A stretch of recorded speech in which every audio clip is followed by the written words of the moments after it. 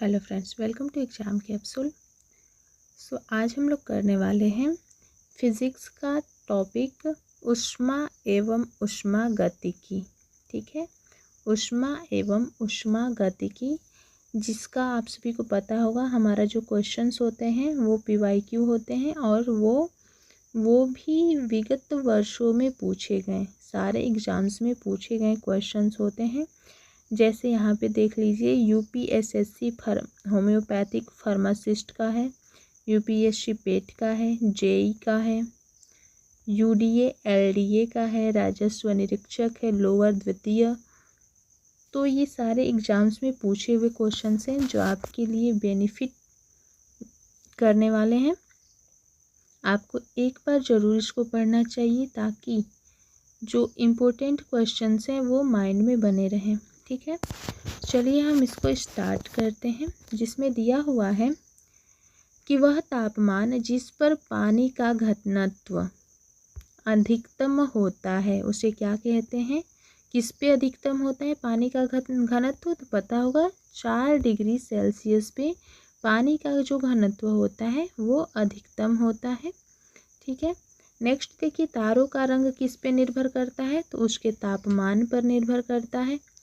वह ऊष्मा अंतरण विधि जिससे पृथ्वी को सूरज से ऊर्जा प्राप्त होती है क्या कहते हैं, उसे विकिरण कहा जाता है।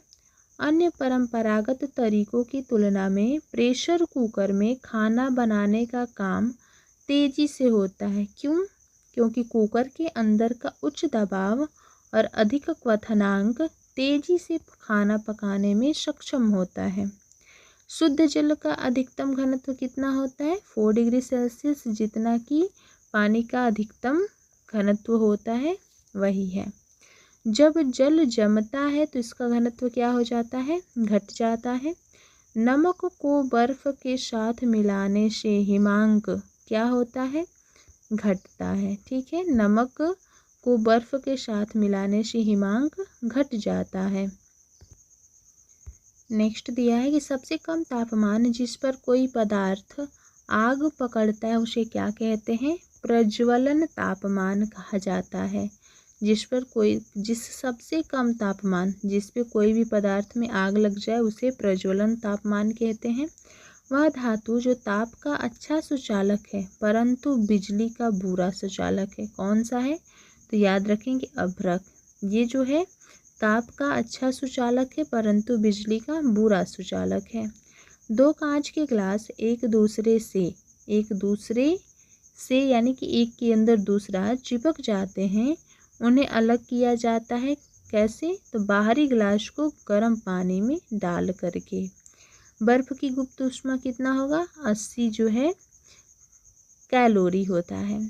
फ़ारेनहाइट स्केल में पानी का क्वथनांक 212 डिग्री फ़ारेनहाइट होता है। 212 डिग्री फ़ारेनहाइट जो होता है पानी का क्वथनांक होता है, स्केल में पानी का क्वथनांक होता है।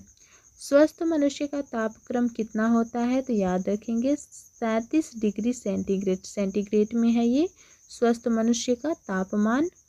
जिस तापमान पर वायु में जल वाष्प संघनित होना शुरू कर देगा उसे क्या कहते हैं, उष्मांक कहते हैं। याद रखेंगे, जिस तापमान पर वायु में जल वाष्प जो है संघनित होना शुरू कर दे उसे कहा जाएगा उष्मांक।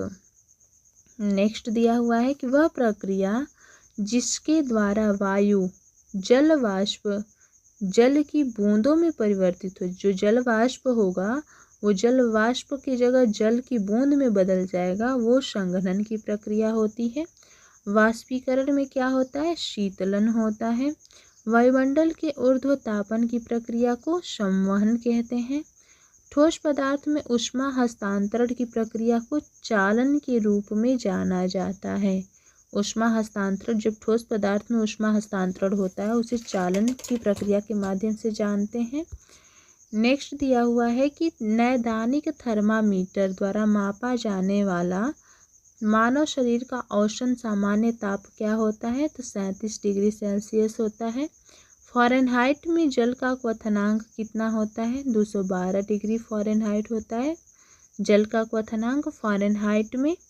वाष्पीकरण की दर घटने पर क्या होता है, उसकी आर्द्रता बढ़ती है। वाष्पीकरण की दर की घटने पर उसकी आर्द्रता में वृद्धि होती है।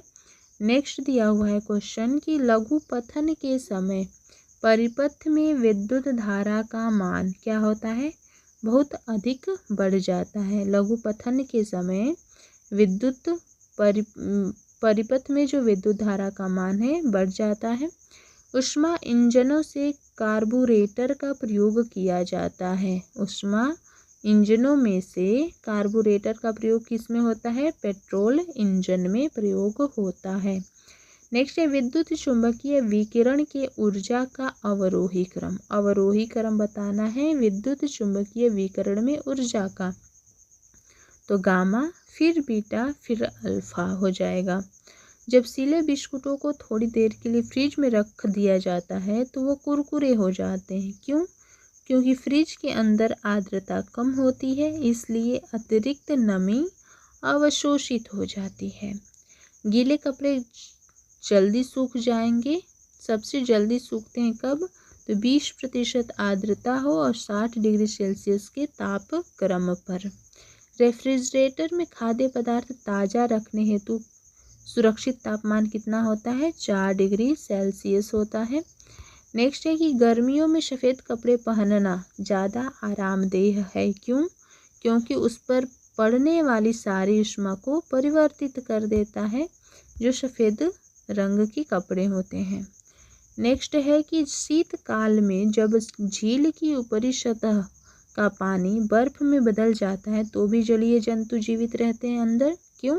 क्योंकि पानी का घनत्व 4 डिग्री सेल्सियस पर अधिक होता है, जिससे बर्फ की ऊपरी सतह के नीचे पानी रहता है। यदि जल का तापमान 9 डिग्री सेल्सियस से गिर करके 3 डिग्री सेल्सियस कर दिया जाए तो जल का आयतन क्या होगा, पहले तो घटेगा फिर बाद में बढ़ेगा। जब किसी बोतल में पानी भरा जाता है तो उसे जमने दिया जाता है तो बोतल टूट जाता है। क्यों? क्योंकि पानी जमने पर फैलता है। मनुष्य आर्द्रता व गर्मी से परेशानी अनुभव करता है। इसका कारण क्या है कि आर्द्रता और गर्मी से परेशानी होता है, तो पसीना आर्द्रता के कारण वाष्पित नहीं होता, इस वजह से। नेक्स्ट, गर्मी के मौसम में एक पंखा आराम का बोध कराता है। क्यों? क्योंकि हमारा पसीना अधिक गति से वाष्पित होता है। शीशे की छड़ जब भाप में रखी जाती है उसकी लंबाई बढ़ जाती है, परंतु इसकी चौड़ाई क्या होती है, वो भी बढ़ेगा। जब भाप में रखा जाएगा शीशे की छड़ को तो लंबाई चौड़ाई दोनों बढ़ जाएगा। नेक्स्ट दिया हुआ है कि अधिक गंभीर ज्वालक पैदा होता है किससे, तो भाप से। ऊष्मा का सर्वाधिक उत्तम चालक होता है जल।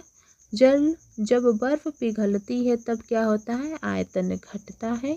एक लोहे की गेंद को गर्म किया जाता है तो सर्वाधिक प्रतिशत वृद्धि होगी किसमें, लोहे की गेंद को गर्म करने पे उसके आयतन में वृद्धि होगी। बादल आच्छादित रातें स्वच्छ आकाश वाली रातों से अधिक गर्म होती है। क्यों? क्योंकि बादल पृथ्वी तथा हवा से ऊष्मा का विकिरण रोकता है। नेक्स्ट है, रेफ्रिजरेटर में थर्मोस्टेट का कार्य क्या होता है, एक समान तापमान को बनाए रखना।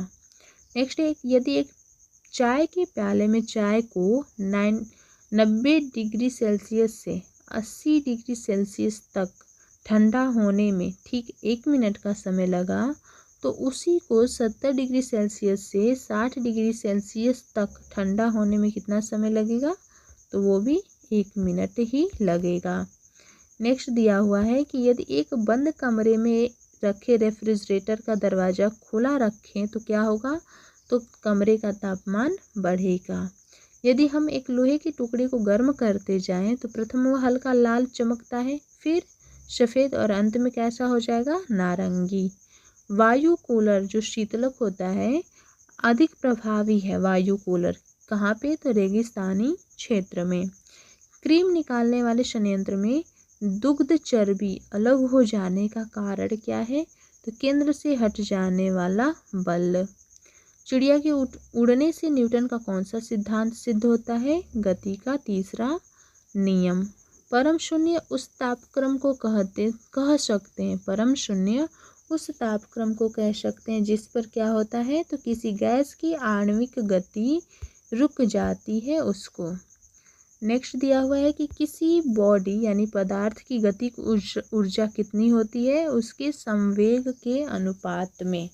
बर्फ के दो ब्लॉक जब आपस में दबाए जाते हैं तो बर्फ का एक ब्लॉक बन जाता है। तो बर्फ का गलनांक दबाव के बढ़ने से घटता है। दो पानी की छोटी बूंदें एक दूसरे में संलीन होकर बड़ी बूंदें बनाती हैं। वो कौन सी प्रक्रिया होगा? जब एक छोटी बूंद दूसरे बूंद में मिलकर बड़ी बूंद बन जाती है तो ऊर्जा विमुक्त होती है।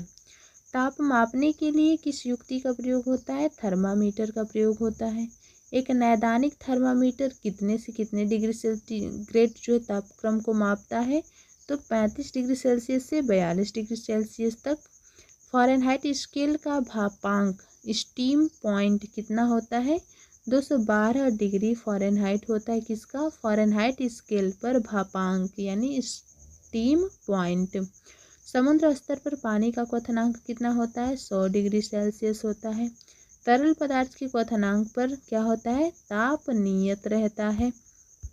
नेक्स्ट देखते हैं, दिया हुआ है कि 30 डिग्री सेल्सियस बराबर कितना केल्विन होगा? तो 303 केल्विन हो जाएगा। दो निकायों के मध्य ऊष्मा की प्रवाह की दिशा निर्भर करती है, तो उनके ताप पर निर्भर करती है। जब फ़ारेनहाइट तथा सेल्सियस दोनों पैमाने समान होते हैं तो तापमान का वह पाठ्यांक कितना है? तो -40 डिग्री हो जाएगा।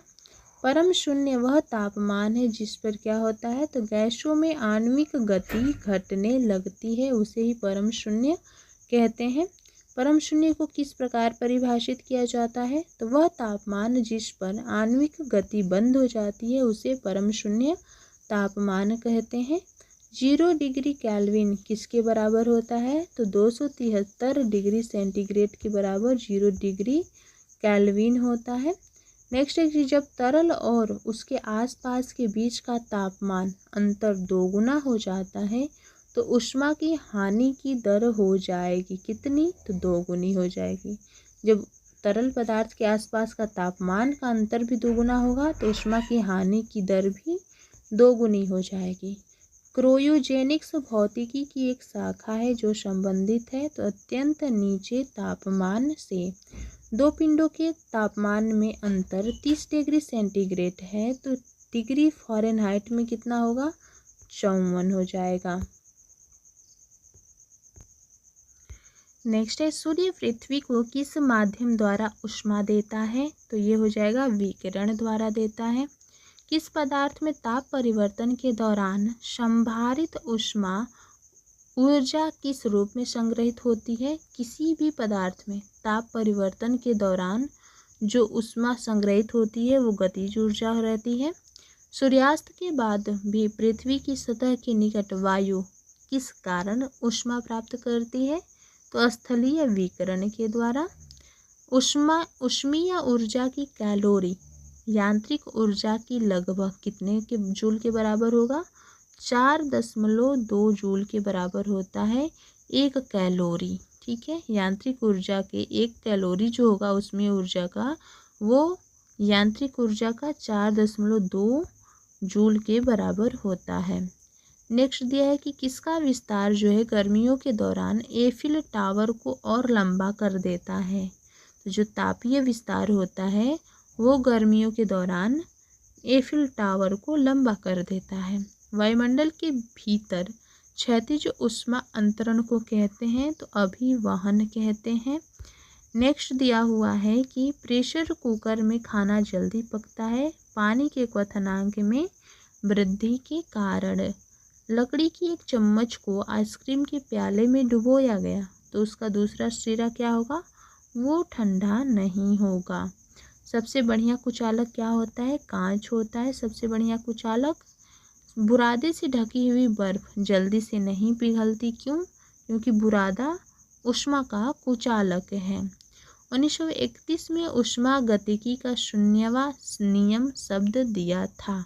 जो यह प्रतिपादित करता है कि जब दो निकाय किसी तीसरे निकाय के साथ साम्य होते हैं तो वह आपस में भी साम्य होते हैं। ये कौन दिया है? शून्यवा नियम, ऊष्मागतिकी का शून्यवा नियम 1931 में। तो रॉल्फ एच फाउलर ने दिया है।